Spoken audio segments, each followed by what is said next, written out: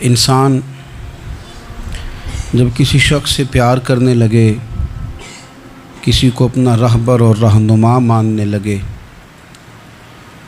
پھر اگر وہ اس ہستی کو جہتوں میں اور مختلف قسم کی سمتوں میں قید کرنے لگے تو اس کی محبت کمزور سی نظر آتی ہے۔ کہے کہ مجھے فلاں سے پیار ضرور ہے، پر اتنا ہے، اتنا نہیں ہے، اس حد تک ہے، اس سے آگے نہیں ہے، اتنا کروں گا، اس سے آگے نہیں جاؤں گا، اتنی بات مانوں گا، اس سے زیادہ نہیں مانوں گا، تو محسوس ہوتا ہے کہ اس شخص نے محبت کی نہیں۔ محبت تو اطاعت پر مجبور کر دیتی ہے، محبت تو انسان کو مجنون بنا دیتی ہے۔ اللہ کے پیارے رسول صلی اللہ تعالیٰ علیہ وآلہ وسلم کی محبت ہم پر ضروری قرار دی گئی۔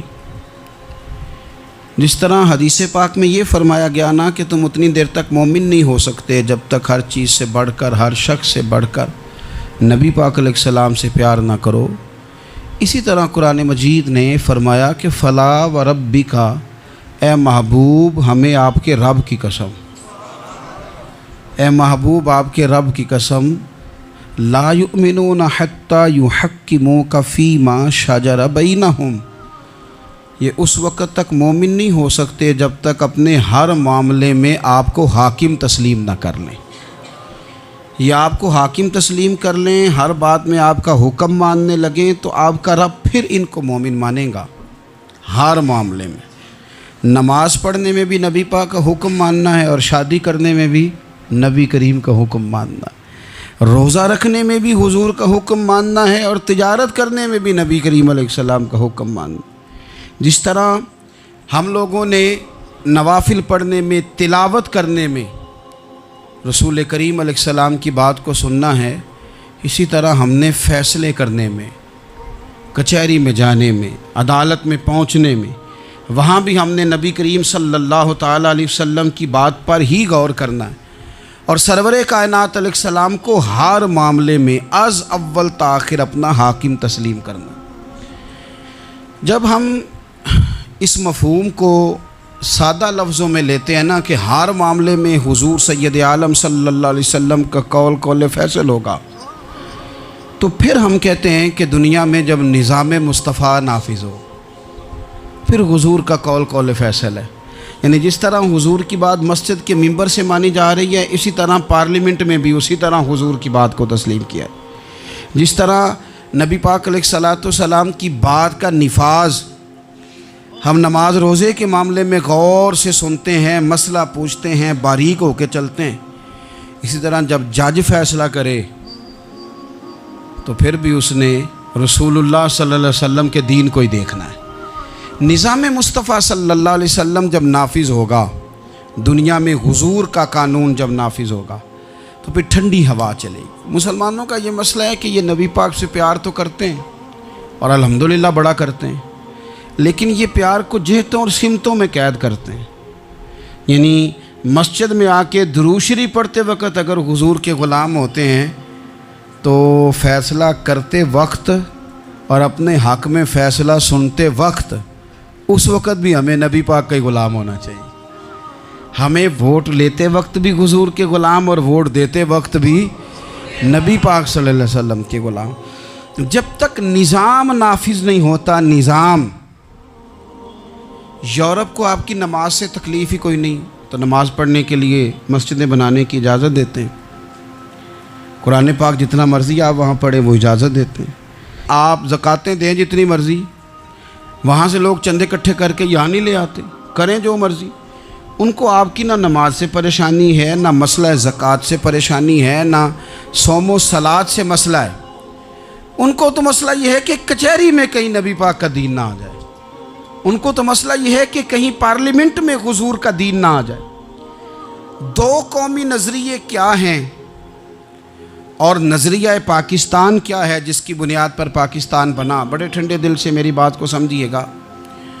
پاکستان اگر اچھی سڑکوں کے لیے، ترقی کرنے کے لیے بنا تھا تو یہ ترقی ہندوستان میں رہ کے بھی ہو سکتی تھی۔ انڈیا والے کہتے ہیں کہ ہم نے ترقی نہیں کرنی، کچی سڑکوں پہ چلنا ہے، ہم نے ٹیکنالوجی نہیں بنی، یہ کام وہاں بھی ہو سکتا تھا۔ اگر آپ یہ کہیں کہ پاکستان جمہوریت کی مضبوطی کے لیے بنایا تھا کہ ڈکٹیٹر کوئی نہیں آئے گا، صرف جمہوری قوتیں کام کریں گی، تو جمہوریت میں تو انڈیا بظاہر آگے نکل گیا ہے، ان کی جمہوریت تو زیادہ اچھی نظر آتی ہے، کبھی ڈکٹیٹر نہیں آیا۔ آپ نے پاکستان کیوں بنایا؟ اگر آپ نے یہی کام کرنے تھے، فحاشی اور یانی اور جو مرضی جس کے من میں آئے کرے، اور کوئی فرق نہ ہو یہاں کے اور وہاں کے کلچر میں، رشوت خوری، بھتہ خوری اور ناجائز فروشی، سارے کام اگر ہونے تھے تو یہ کام وہاں بھی ہوتے ہیں۔ پاکستان کیوں بنا؟ کیوں اتنی ساری 40,000 لوگوں نے اپنی جانوں کی قربانیاں دیں؟ دنیا کی سب سے بڑی ہجرت ہوئی ہے، سب سے بڑی، جب پاکستان بنا، یہ سب سے بڑی ہجرت تھی، اتنی بڑی ہجرت ہی کبھی نہیں ہوئی۔ کیوں اتنا کچھ ہوا؟ وہ اس لیے ہوا کہ ہمیں بتایا گیا تھا کہ وہاں نہ سوشلزم، نہ وہاں خالی جمہوریت کا راگ الاپا جائے گا، بلکہ ایک بلند نعرہ لگایا گیا تھا۔ نعرہ کیا تھا؟ پاکستان کا مطلب کیا؟ پاکستان کا مطلب کیا؟ لا الہ الا اللہ محمد رسول اللہ صلی اللہ علیہ۔ یہ عنوان بنایا گیا، غریب آدمی کو بتایا گیا کہ جب پاکستان بنے گا تو وہاں حضور کا نظام نافذ ہوگا، جاگیردار کی اور غریب کی تفریق ختم ہوگی۔ جس طرح امیر کے بچے کو کالج میں داخلہ ملے گا، غریب کے بچے کو بھی ملے گا۔ وہاں بتایا گیا کہ لوگ وہاں ہر لحاظ سے اپنے آپ کو برابر سمجھیں گے۔ وہاں وہی بات ہوگی جو جناب صدیق اکبر کرتے تھے، وہاں وہی جملے دہرائے جائیں گے جو حضرت عمر فرماتے تھے، وہاں اسی طرح غریب پر سخاوت کی جائے گی، اسے دیا جائے گا جس طرح حضرت عثمان غنی کرتے تھے، وہاں اسی طرح فقر کا دور دورہ ہوگا، سادگی کا حسن ہوگا، اپنائیت کا نور ہوگا جو مولا علی شیر خدا نے عطا فرمایا تھا۔ اس سوچ کی بنیاد پر پاکستان بنایا گیا، اس سوچ کی بنیاد پر، اور اسی سوچ کو آگے لے کر کے جایا گیا۔ کوئی سیاسی پارٹی اب یہ بات نہیں کرتی۔ دو قومی نظریے کا معنی یہ تھا کہ ہندو الگ قوم ہے، مسلمان ایک الگ قوم ہے، ان کا رہنا سہنا، اٹھنا بیٹھنا، کھانا پینا الگ ہے، ہمارا اٹھنا بیٹھنا، کھانا پینا، سارے معاملات الگ ہیں، تہذیب و تمدن الگ ہے، لہذا ہمیں الگ سے خطہ چاہیے جہاں ہم اسلامی نظریات کے مطابق آزاد ہو کے اپنا وقت گزار سکیں۔ اس دو قومی نظریے کی بنیاد پر، دو قومی پہلے تو علامہ اقبال اس کے قائل نہیں تھے۔ علامہ اقبال کا پہلے خیال یہ تھا کہ سارے جہاں سے اچھا ہندوستان ہمارا، یہ اقبال نے لکھا تھا۔ پھر اقبال کہتے ہیں میری سوچ بدلی، اور پھر میں نے کہا کہ نہیں، خطوں کے زور پہ نہیں، آپ رنگ نسل کے زور پہ نہیں، بلکہ کہنے لگے کہ اپنی ملت پر قیاس اقوام مغرب سے نہ کر، خاص ہے ترکیب میں قوم رسول ہاشمی۔ آپ جو تقسیم کریں گے، یہ جو تقسیم ہوئی ہے نا عرب کی، یہ مذہب کی بنیاد پہ نہیں ہوئی، یہ تو ان کی ذاتی لڑائیاں تھیں، چھوٹا سا دبئی بن گیا، چھوٹا سا مسقط، چھوٹا سا ابوظہبی، یہ تو ان کی ذاتی لڑائیاں تھیں، قبیلوں کی لڑائیاں تھیں، جنگیں تھیں، چھوٹے چھوٹے ملک الگ سے تقسیم ہو گئے۔ یہ مذہب کی بنیاد پہ ایسا نہیں ہوا۔ دنیا میں جتنی ریاستیں ٹوٹ کر بڑی ریاستوں سے الگ ہوئیں تو اس میں یہ تھا کہ ہماری قوم الگ ہے، ہم سردار علیحدہ سے ہیں، اس لیے ہم علیحدگی پسند ہیں۔ دنیا کے اندر دو ہی وطن ہیں جو دین کے نام پہ بنے، دو ہی اسٹیٹ ہیں جو اسلام کے نام پر وجود میں آئیں، پہلی مدینہ منورہ ہے اور دوسری پاکستان ہے۔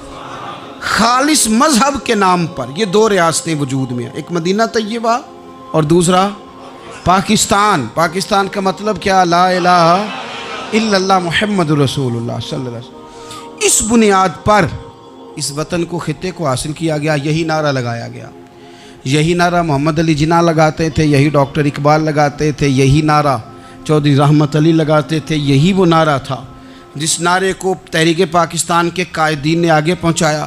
اس زمانے میں جو رائٹر لکھتے تھے ان کی تحریریں آپ آج بھی نکال کے دیکھ لیں، وہ کہا کرتے تھے کہ پاکستان قائم ہوگا تو امیر غریب کی تفریق ختم ہوگی، پاکستان میں وہی نظام آئے گا جو نظام رسول پاک صلی اللہ علیہ وسلم لے کے آئے، قرآن کو نافذ کر دیا جائے گا۔ یہ اس زمانے کے لوگ لکھا کرتے تھے، بیان کرتے تھے، اسی کا ابلاغ ہوتا۔ پتہ نہیں پھر کس کی نظر لگی، کیا ہوا، اور تحریک پاکستان میں جذباتی طور پر علماء نے کردار ادا کیا، علماء نے حضرت مولانا عبدالحامد بدایونی، حضرت مولانا سید نعیم الدین صاحب مراد آبادی، حضرت مولانا عبدالعلیم صاحب میرٹھی، اور ایک بڑا نام امیر ملت حضرت پیر سید جماعت علی شاہ صاحب محدث علی پوری، 100 سال سے زیادہ عمر کے بابا جی تحریک پاکستان کے لیے جلسے ہو رہے ہیں۔ بابا جی سے اٹھا نہیں جاتا، تو جس طرح 4 لوگ چارپائی پہ جنازہ اٹھاتے ہیں، اس طرح 4 لوگوں نے چارپائی پہ بابا جی کو اٹھایا ہوا ہے، امیر ملت سید زادے، اور چارپائی ان کی اٹھا کے جلسوں میں لے جائی جاتی ہے، اور وہ تقریریں کرتے ہیں اور کہتے ہیں سنو بھائی، جو مسلم لیگ کو ووٹ نہیں دے گا پھر ہم اس کا جنازہ بھی نہیں پڑھائیں گے، جو ووٹ نہیں دے گا ہم دفن بھی نہیں ہونے دیں گے اپنے قبرستانوں میں، جو ووٹ نہیں دے گا ہمارا مرید ہی نہیں۔ اتنے جذبات میں لا کے 40,000 لوگوں نے قربانیاں دیں۔ ایک نظریہ تھا کہ ہندو الگ قوم ہے، مسلمان ایک، اور پھر پاکستان بنایا گیا۔ آج کیا دھما چوکڑی ہے، کیا ذاتوں پاتوں کی بنیاد پر؟ یہ تو ہندوؤں کا طریقہ تھا کہ وہ ذاتیں پاتیں گنتے تھے کہ یہ برہمن ہے، یہ شوتری ہے، یہ کھتری ہے، یہ فلانا ہے، یہ ہمارے گھر نہیں آ سکتا، یہ نیچ ہے۔ اور اگر آج اس ملک میں بھی الیکشن ذات کی بنیاد پہ لڑا جائے، اور یہاں بھی صرف اس لیے سپورٹ کیا جائے کہ یہ میری برادری کا ہے، صرف اس لیے سپورٹ کیا جائے کہ میرا قبیلہ ہے، پہلے دیکھا جائے کہ یہاں کون سی برادری مضبوط ہے تو اس کینڈیڈیٹ کو ٹکٹ دیا جائے، تو پھر کیا آپ نے وطن بنا کے کیا کمال کیا؟ تو اس کا ایک نظریہ ہے۔ کیا نظریہ ہے کہ مسلمانوں کا رہنا، اٹھنا، بیٹھنا، کھانا پینا الگ ہے۔ دیکھو ایک سادی سی بات ہے، یہ آپ نے داڑھی رکھنی ہے، مونچھیں رکھنی ہے، تو اس پر بھی نبی پاک صلی اللہ علیہ وسلم نے کہا کہ الگ سے تمہاری شناخت ہونی چاہیے، الگ سے۔ فرمایا تم نے یہودی چونکہ مونچھیں بڑی رکھتے تھے، فرمایا تم نے داڑیاں بڑی کرنی ہیں، مونچھیں پست رکھنی ہے، یہودیوں کی مخالفت کرنی ہے۔ یہ لفظ ہیں حدیث میں ساتھ۔ سادی سی بات ہے نا، پگڑی باندھنی ہے، باندھ لے کوئی آدمی۔ ہمارے پنجاب میں لوگ پگڑی بھی کہہ دیتے ہیں، صافہ بھی کہہ دیتے ہیں، کلا بھی کہہ دیتے ہیں، جو جس کے من میں آیا، لیکن حضور نے تاکید لگائی، فرمایا خاص ہے یہ بھی، یہ اسلام کا کلچر ہے، کلچر الگ سے ہے۔ فرمایا یہودی بغیر ٹوپی کے سر پہ پگڑی باندھتا ہے، تم نے پہلے ٹوپی پہننی ہے پھر پگڑی باندھنی، یہودی کی مخالفت کرنی۔ یہ الگ کلچر ہے، الگ تہذیب ہے مسلمانوں کی، خاص ہے ترکیب میں قوم رسول ہاشمی۔ آپ کی عدالت میں وہ والا نظام نہیں ہوگا جو امریکہ میں ہے، آپ کی عدالت میں وہ والا نظام نہیں ہوگا جو برطانیہ میں ہے، آپ کے پارلیمنٹ میں وہ نظام نہیں چلے گا جو یورپ کا، برطانیہ کا، فلانے کا فلانے کا ہے۔ آپ کی پارلیمنٹ میں، آپ کی عدلیہ میں وہ نظام چلے گا جو قرآن کا ہے اور رسول اللہ کے فرمان کا ہے۔ یہ نظریہ تھا، نظریہ۔ اب اس نظریے کی لوگ بات ہی نہیں کرتے، عوام بھی نہیں کرتی، بالکل نہیں۔ میں بڑی دیر سے رونا رو رہا ہوں، بہت سارے بڑی بڑی گدیوں کے پیر بھی نہیں کرتے۔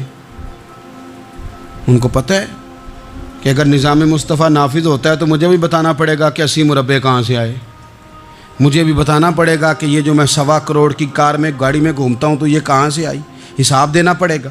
اور پھر جب پاکستان بن گیا، قربانیوں کے بعد بنا، آپ نے ناراض نہیں ہونا، میرا مہاجر فیملی سے تعلق ہے، جو عزیز رشتہ دار قریبی یہاں رہتے تھے نا، مقامی، وہ تو مہاجروں میں رشتہ داری نہیں کرتے تھے۔ صحیح کہہ رہا ہوں؟ کہتے ہیں مہاجر ہے، اچھا جی غیر مسلم ہے، جگہ نہیں دیتے تھے رہنے کو۔ میں کیسے آپ کو بات بتاؤں؟ پھر اس چھوٹی چھوٹی غلطیوں کو لوگوں نے ووٹ بنا کے بڑی بڑی قتل و غارت نہیں کی اس ملک میں۔ اتنا بڑا تکلیف والا منظر تھا۔ میرے دادا جی کی فیملی ساری پاکستان آئی تھی، دادی کی نہیں آئی تھی۔ 97 میں میری دادی کا انتقال ہوا، وہ آخری دن تک رویا کرتی تھی، ایسے پتر پتہ نہیں میرے پرا ہیں ان کے فوت ہو گئے، پتہ نہیں میرا کوئی چچا ہے کہ سارے چلے گئے۔ کس لیے آپ نے، اگر یہی دھما چوکڑی سیاست کی کرنی تھی، ذات پات آپ نے رکھنی تھی، تو وہاں کوئی دکھ تھا؟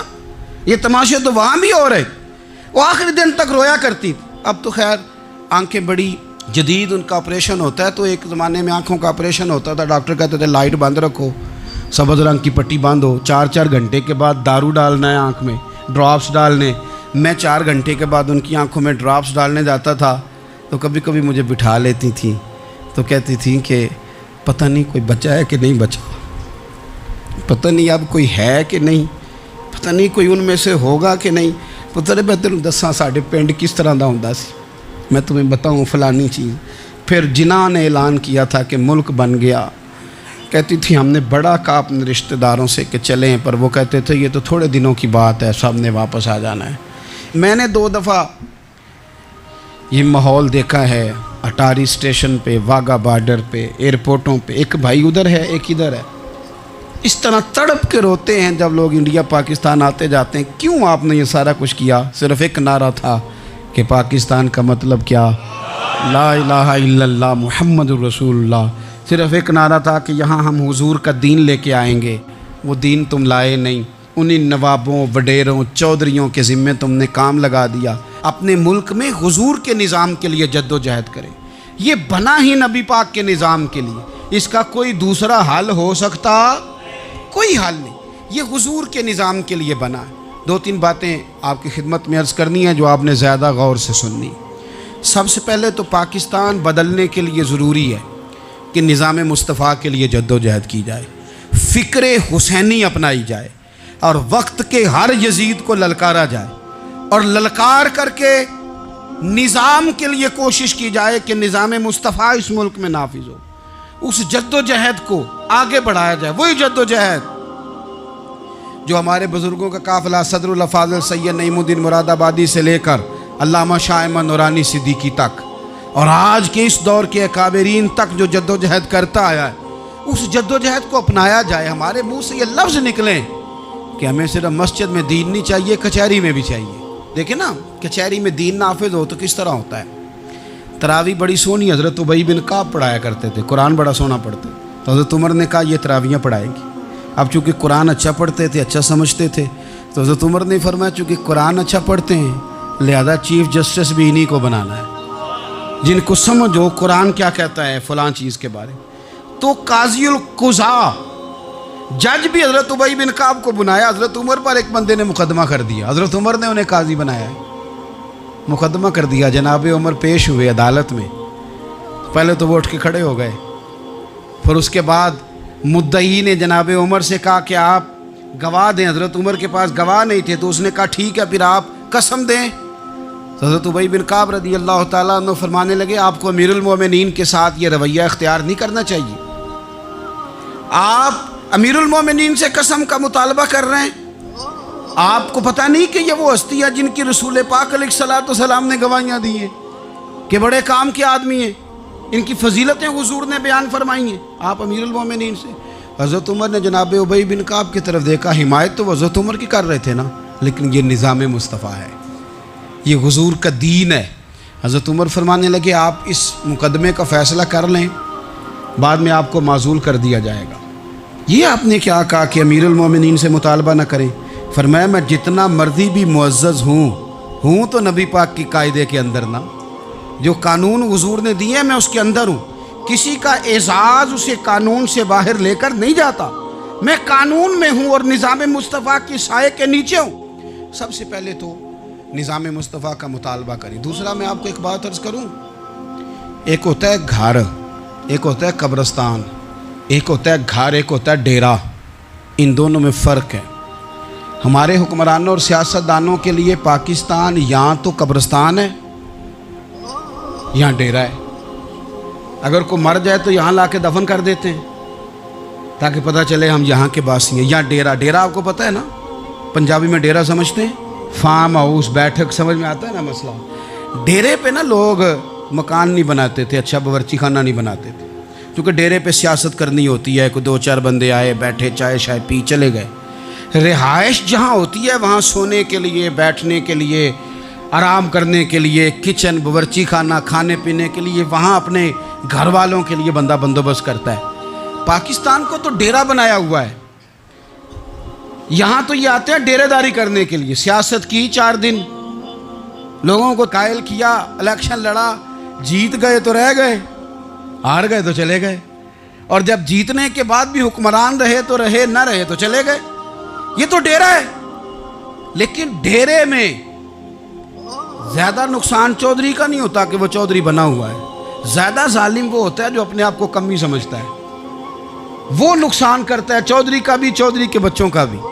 وہ اسے تکبر میں مبتلا کرتا ہے، وہ اس کو کہتا ہے کہ تو بادشاہ سلامت، وہ اس کا دماغ خراب کرتا ہے۔ اس لیے شیخ سعدی کہتے تھے بہت سارے لوگوں کو ان کے مشیر تباہ کر دیتے ہیں کہ تو بلے بلے۔ تو پاکستان ان لوگوں کے لیے یا ڈیرہ ہے یا قبرستان ہے، گھر تو میرا اور آپ کا ہے، لہذا ہم نے اسے گھر سمجھنا ہے، صرف اپنے گھر کو نہیں۔ ہماری گلی بھی ہمارا گھر ہے، ہماری سڑک بھی ہمارا گھر ہے، ہمارے پارک ہمارا گھر ہیں، پبلک پراپرٹی ساری ہماری ہیں۔ ہم نے حکمرانوں کا صرف انتظار نہیں کرنا، ہم نے ریپر دیکھ کے پھینکنا ہے کہ گھر ہمارا ہے، ہم نے سڑک پہ کچرا دیکھ کے پھینکنا ہے کہ گھر ہمارا ہے، ہم نے اس کے ذروں سے اس وطن کی مٹی سے پیار کرنا ہے۔ اور یہ آپ چھوڑ دیں کہ سندھ میں فلانے کی حکومت ہے اور خیبر پختونخوا میں فلانے کی حکومت ہے، پنجاب فلانے کا ہے اور بلوچستان فلانے کا ہے، یہ باتیں آپ چھوڑ دیں۔ خیبر پختونخوا بھی درویشوں کا ہے، حضرت بابا عبدالرحمن کا ہے، پیر عثمان کی شریف کا ہے خیبر پختونخوا، سندھ حضرت عبداللہ شاہ غازی کا ہے، اور پنجاب بابا فرید کا ہے اور داتا علی اجمیری کا ہے۔ تو میرے عزیز، سب سے پہلے تو نظام مصطفیٰ کا مطالبہ کریں، پھر اس کی صفائی میں، ستھرائی میں، تعمیر میں، ترقی میں اپنا کردار ادا کریں۔ تیسری بات یہ کہ لوگوں کو یہ بات سمجھائیں ایک دوسرے کو کہ بہت زیادہ خود غرض نہ بنیں، فقط اپنے گھر کی فکر چھوڑ دیں۔ یہ ملتوں کا طریقہ نہیں، قومیں اس طرح نہیں بنتی۔ فقط اپنے گھر کی فکر کرنا، ایسی ہوا چلی ہے کہ ہر شخص سوچتا ہے تمام شہر جلے بس ایک میرا گھر نہ جلے۔ یہ فکر چھوڑ دیں۔ دیکھیں نا، ہمیں بتایا گیا، نبی کریم صلی اللہ تعالیٰ علیہ وسلم کے فرمان نے بتایا کہ 40 گھر آگے، 40 گھر پیچھے، 40 گھر دائیں، 40 گھر بائیں، یہ تیرے پڑوسی ہیں۔ اور سخاوت تو کہاں سے شروع کر؟ حضور نے جناب ابو ذر غفاری سے فرمایا تھا کچھ نہ ہو سکے تو شوربہ ہی زیادہ پکا لیا کر، اسی سے پڑوسیوں کا بھلا کر۔ اپنے ارد گرد تھوڑا دیکھیں ہم کس کے کتنے کام آ سکتے ہیں، اور اگر کسی کے گھر میں کوئی پریشانی ہو تو اسے ختم کرنے کی کوشش کریں۔ اگر ہمارے دائیں بائیں کوئی آدمی کسی غلط چیز میں ملوث ہو تو دور کرنے کی کوشش کریں۔ کیوں بھلا؟ اس لیے کہ پڑوسی کے گھر کی آگ صرف اس لیے نہیں بجھانی چاہیے کہ اس کا گھر نہ جل جائے، پڑوسی کی آگ اس لیے بھی بجھا دینی چاہیے کہ اگر اس کے گھر سے آگ نہ بجھائی تو وہ ہمارے گھر بھی آ جائے گی، اگر ساتھ والے کے گھر کی آگ نہ بجھائی جائے تو وہ ہمارے گھر بھی آ جائے گی۔ اس لیے اس وطن میں جتنے گھر ہیں وہ سارے اپنے۔ ایک آخری بات آپ حضرات کی خدمت میں بڑی درد مندانہ میں نے عرض کر دی، درد مندانہ۔ اگر سیاستدان امیر کبیر ہمارا بھلا نہیں کرتے تو چلو ہم ہی ایک دوسرے کا بھلا کرنا شروع کر دیں، تھوڑا تھوڑا نفع کرنا شروع کر دیں۔ حضور علیہ السلام نے فرمایا لوگوں میں بہتر وہ ہے جو لوگوں کے لیے نفع مند ہو۔ اگر بہت زیادہ اونچے درجے کا افسر اگر ہمیں لگتا ہے اللہ ماشاءاللہ کہ وہ کرپٹ ہے، تو جہاں جہاں ہم بیٹھے ہوئے ہیں جس جگہ پہ، ان جگہوں پہ ہی ہم ایک دوسرے کا بھلا کرنے لگ جائیں۔ چلو مہربانی کرے ریڑھی والا یہ سوچ لے کہ میں نے وہ پھل نہیں لے کے جانا جو لوگوں کو بیمار کر دے گا، چلے سبزی والا یہ سوچ لے کہ یہ والی سبزی اب اتنی تباہ کن ہو گئی ہے کہ بیمار کرے یہ کام، چلو میڈیکل سٹور والا ہی مہربانی کرے کہ میں نے دعائیں صرف وہ لے کے آنی ہیں جو فائدہ مند ہیں، جو دعائیں ایکسپائر ہو گئی ہیں جن میں کوئی مسئلہ بن گیا ہے وہ میں نے کام نہیں کرنا۔ اور چلو کریانے والا ہی مہربانی کر دے، وہ بیسن ہی صحیح لے آئے یار، وہ والا نہ بیچے جو لوگوں کے لیے نقصان کا باعث، وہ بوتلیں اصلی بیچے نقلی نہ بیچے، کیونکہ وطن ہمارا ہے۔ آپ یقین کریں کہ میں اوپر کی بات نہیں کرتا، نیچے تک حال اتنا خراب ہے کہ آگے آگے جو پھل دکھانے کو لگائے ہیں وہ اور ہیں، اور ان کے پیچھے جو پڑے ہیں وہ اور ہیں۔ اتنا عجیب منظر، اتنی عجیب۔ میں اب تو چلیں کچھ احباب مجھے سفر کرا دیتے ہیں، ایک زمانے تک میں کرائے کی گاڑی میں سفر کرتا تھا۔ ایک صاحب کو میں نے ایک دفعہ بتایا کہ مجھے شیخو پورہ جانا ہے، کتنی دیر رکیں گے؟ میں نے کہا کہ ظاہر ہے جلسہ ہے، فارغ ہوگا تو آ جائیں گے۔ تو شیخو پورہ والوں نے بھی مجھے شیخو پورہ بتایا تھا، تو وہاں جا کے پتہ چلا کہ 10 کلومیٹر اندر جانا ہے۔ انہوں نے بریک لگا لی وہیں پہ، کہنے لگے جی 10 کلومیٹر اگے جانا ہے تو پیسے نویں طے ہون گے، گل شیخو پورے دی ہوئی سی۔ تو میں کوئی ایسا مسئلہ نہیں تھا، میں ہنس پڑا، پریشان نہیں ہوا۔ میں نے کہا بالکل ٹھیک ہے، آپ صحیح کہہ رہے ہیں، یہ آپ کی بات بالکل بجا ہے، آپ نے جو کہا وہ درست کہا، لیکن یار میں نے تو یہی سنا ہے کہ یہ شیخو پورہ ہے، تو 10 کلومیٹر تک تو بہرحال ایک شہر ویسے بھی ہوتا ہی ہے، یہ تو نہیں ہوتا کہ اس کی ایک باؤنڈری ہے کہ 1 کلومیٹر کے اندر شہر بند ہے۔ لیکن میں نے کہا کہ تیری سوچ نے ایک بات مجھے، اس دوست کو میں نے سمجھایا، پیارے تھے، قائل کیا، وہ میں نے کہا تمہاری سوچ سے ایک بات میری سمجھ میں آئی ہے کہ ہم بڑے خود غرض ہیں، ہمیں صرف ہمارے حکمران نہیں لوٹتے، بس ہاتھ نہ پہنچے تو انگور کھٹیں، ورنہ اگر پہنچ جائیں تو کوئی ایک طریقہ ہونا چاہیے کسی بندے کو کسی جگہ نیچے لے کے آنے کا کہ وہ ہو 10 کلومیٹر، آپ نے تو یہ کہا تھا، اب کیسے بات ہوگی؟ میں نے انہیں کہا کہ کچھ بھی نہیں اس سے فرق پڑتا، اس سے کوئی فرق نہیں پڑتا، لیکن ایک زمانہ میں نے دور دیکھا، اور ایک دور میں نے وہ بھی دیکھا کہ مجھے ایک جگہ جانا تھا، اللہ اکبر، ایک قاری صاحب تھے، امام صاحب تھے، کسی زمانے میں وہ رہ چکے، تو ہمارے علاقے میں بھی انہوں نے امامت کی تھی، تو میں وہاں جا رہا تھا، تو ان کے گاؤں پہنچنے سٹاپ پہ اتر کے تو میں تانگے پہ بیٹھا، تانگے والے کو میں نے کہا کہ وہ چونکہ اپنے گاؤں جا چکے تھے چھوڑ کے ہمارا علاقہ، تو میں نے کہا فلانے قاری صاحب کے یہاں جانا ہے، تو نیچے اتر کے تانگے والا ظاہر ہے کار والے سے تو غریب ہی ہوتا ہے، تو میں نے اس تانگے والے سے کہا کہ میاں کرایہ کتنا تیرا بنتا ہے؟ کہنے لگا میں مولوی صاحب دے پرونے کو کرایہ نہیں لیندا، اس لیے کہ انہوں نے ہمیں قرآن پاک پڑھایا ہے، اور انہوں نے ہمیں، اور پھر میں وہ تانگے والا، اس کے کپڑے، اس کی طامت، اس کا سارا کچھ سادہ، تو میں بار بار میرا دل کرتا تھا کہ میری آنکھیں اس کی فوٹو کھینچ لیں، کیا شخص ہے، کیا انداز ہے، اور وہ مجھے کہنے لگا مولوی صاحب واپس کدوں کو جانا دے؟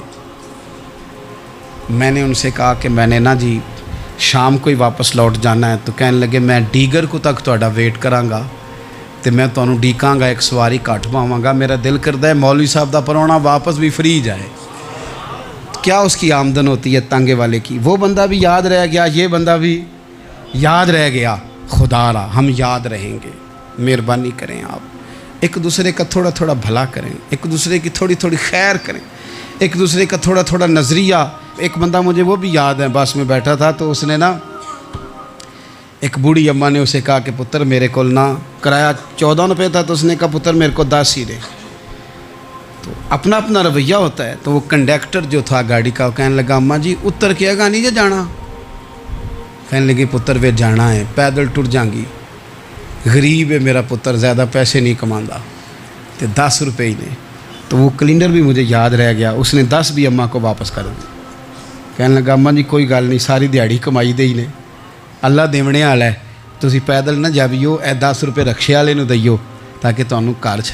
او یار ایک ایک قطرہ اس ملک میں، ایک ایک آنسو کسی کا پوچھ لو، زیادہ نہیں، ایک ایک 2 آنسو پوچھو گے تو بڑے لوگ رونا چھوڑ دیں گے، ایک ایک 2 آنسو پوچھ لو گے تو بڑے لوگ ہیں رونا چھوڑ دیں گے۔ میں چونکہ غور سے چیزوں کو، میرا حافظہ بڑا اچھا ہے تو میں دیکھتا رہتا ہوں، میری ہمشیرہ کی شادی تھی تو میں نے ایک فرنیچر والے سے بات کی، میں نے کہا بھائی اس طرح کر کے فرنیچر بنانا ہے، تو کہنے لگا گھر واسطے یا کسی تھی نو دینا جی؟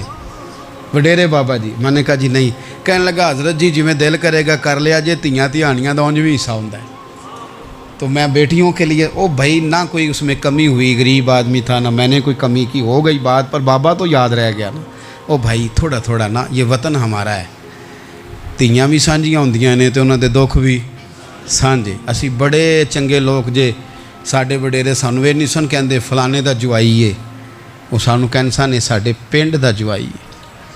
اور چودھریوں کا بچہ بھی اتر کے سلام کر کے کہتا تھا پاجی تہاڈا بیگ میں نہ چالاں، گھر نہ چھڈ آواں، اپنا کلچر واپس لے آؤ، نہیں چاہیے ہمیں زیادہ موبائل، کون نہیں ضرورت ہمیں ٹیکنالوجی کی، کون نہیں اتنی لمبی چوڑی فوٹو کی، واپس آؤ۔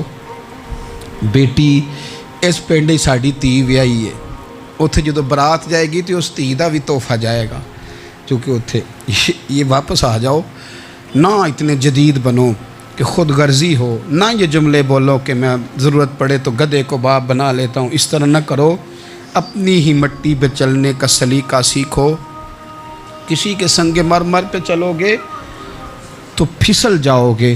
پیار بانٹیں، یہ وطن ہمارا ہے، ہم نے یہاں مل کے رہنا، چھوٹے چھوٹے تعاون ایک دوسرے کے ساتھ کرو گے تو وطن میں اخوت بڑھے، پیار بڑھے گا، للہیت میں اضافہ ہوگا۔